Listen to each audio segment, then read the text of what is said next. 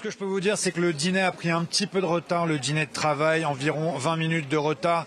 Et il faut dire que les chefs d'État et de gouvernement, une vingtaine au total, avaient beaucoup de choses à se dire aujourd'hui au Palais de l'Élysée. Lors de la conférence de travail, le président Emmanuel Macron a déclaré des mots forts. Il a déclaré qu'on était à un moment très important, un sursaut est nécessaire, la lucidité est là, notre sécurité collective est en jeu. Le président Emmanuel Macron qui est allé jusqu'à dire qu'il faut se préparer d'ici, dans les années à venir, à ce que la Russie attaque certains pays européens. On peut penser notamment aux pays baltes.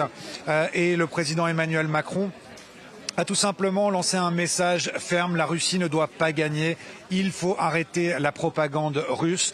Il a souligné qu'il y avait un durcissement au niveau national avec la mort de Navalny, un durcissement à prévoir sur le champ de bataille en Ukraine avec des attaques meurtrières pour choquer l'opinion qui sont à prévoir encore davantage dans les prochaines semaines. Et puis, le président de la République française a aussi parlé de ces cyberattaques qui se multiplient, une recrudescence contre la France, mais aussi contre d'autres pays européens.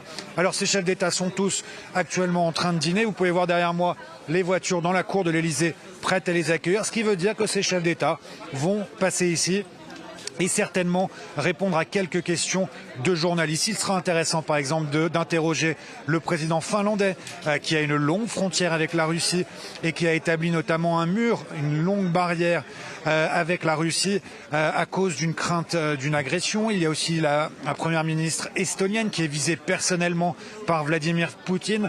Ces chefs d'État qui sont présents ici et qui sont d'accord, tous unis, et l'unité et l'action, ce sont justement les deux maîtres mots pour cette conférence ici au Palais de l'Élysée. Et pour finir, il y aura une conférence de presse tout à l'heure avec le président Emmanuel Macron qui va donc faire un compte-rendu, si vous voulez, de cette réunion.